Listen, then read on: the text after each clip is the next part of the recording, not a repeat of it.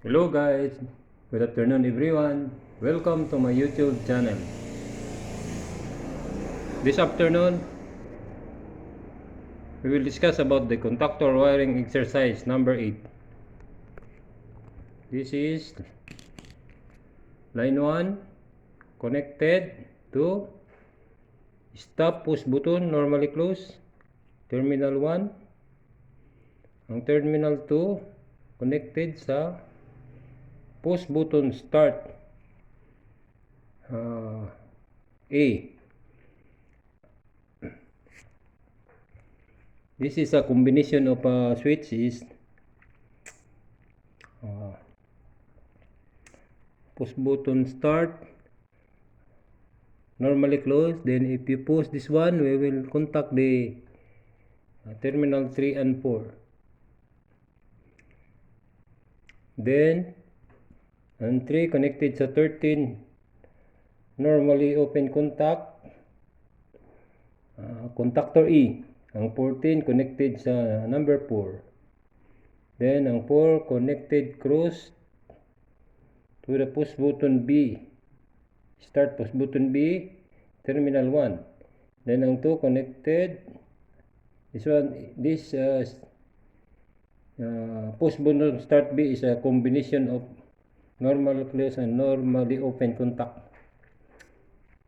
Then this number 2 connected sa 11 sa holding contacts normally closed, contactor B. Ang 12 terminal patungo sa terminal E sa contactor E. Ang B is for line 2. And this one, ang 3 connected also to the cross sa push button start E. Ang 3 naka-connect sa 13 normally open contactor B. Ang 14 naka-connect sa terminal 4 normally open switch push button start B. Then ang 4 connected sa 11 normally close contact magnetic contactor E. Ang 12 patungo sa terminal E contactor B. Ang terminal B connected sa in series sa terminal B for the line 2. Then ang line 1 connect sa naka-series sa magnetic contactor main contact terminal 1 and magnetic contactor E. Ang 2 naka-connect sa ilaw lamp E terminal 1. Ang terminal 4 naka-connect in series sa magnetic contactor B o magnetic contactor E for line 2. Then ang naka-series also this one is magnetic contactor B. Number 3 normally open. Ang number 4 patungo sa lamp B, terminal 2. Ang terminal 5 naka-connect sa terminal 4 sa lamp E o sa contactor B, terminal B, contactor E, terminal B for line 2. This, if we start the push button, start E, push, start, contact, go, change to normally close contact, then the current will flow patungo dito sa normally close push button start B, then patungo dito sa holding magnetic contact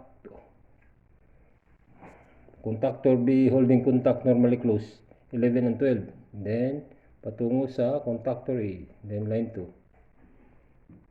Then patayin natin, stop, cut off current flow.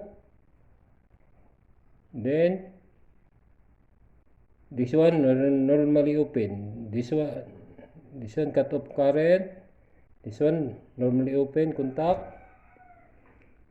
Then, bumibitaw na yung contactor natin. So, pag energize pala guys, sa magnetic contactor A, magko-close to, main contact. Then, umilaw to yung lamp A. Ngayon, pagpatay natin,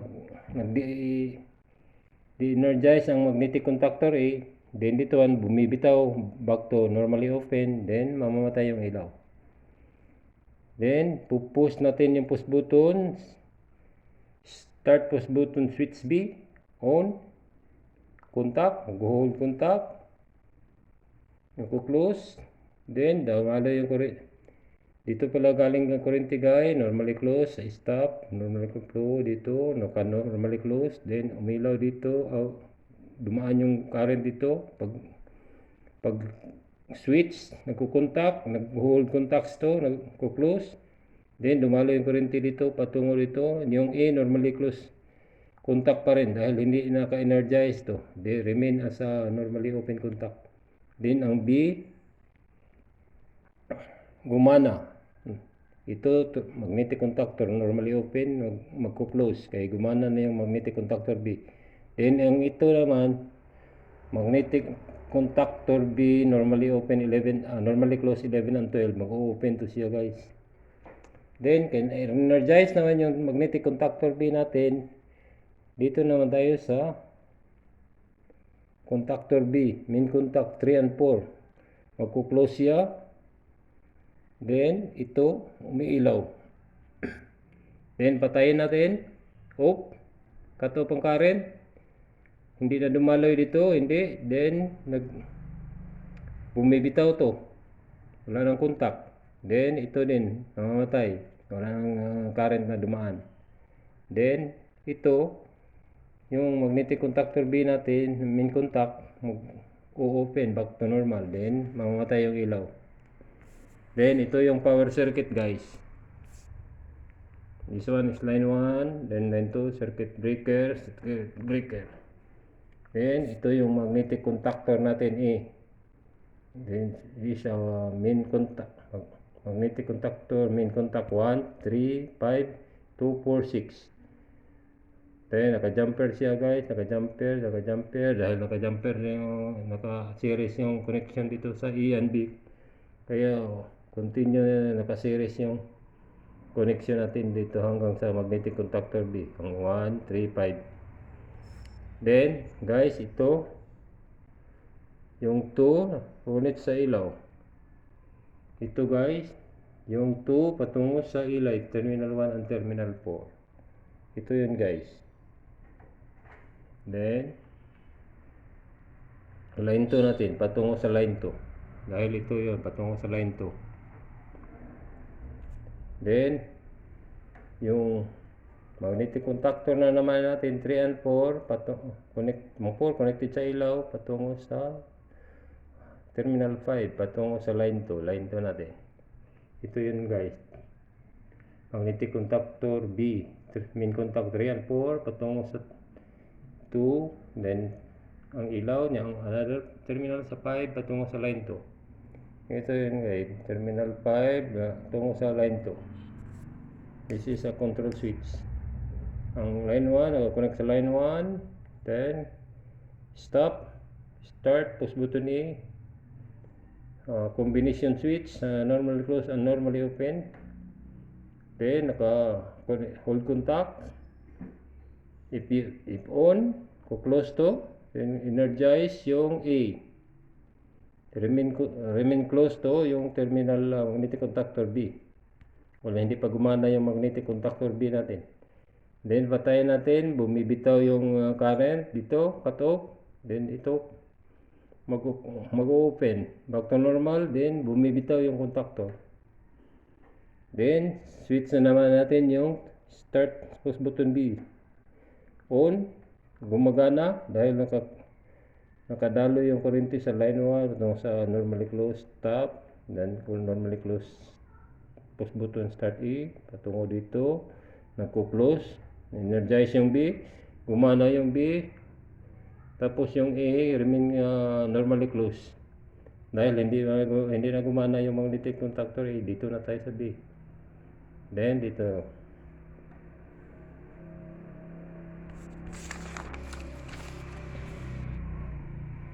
Bible verse of the day.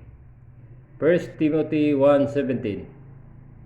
Now unto the King, eternal, immortal, and visible, the only wise God, the honor and glory forever and ever. Amen.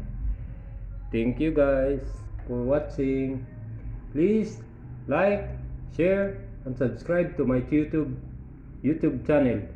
And please don't forget to hit the notification bell para updated ka sa next videos na akong i-upload. Thank you for watching guys, and God bless. To God be all the glory.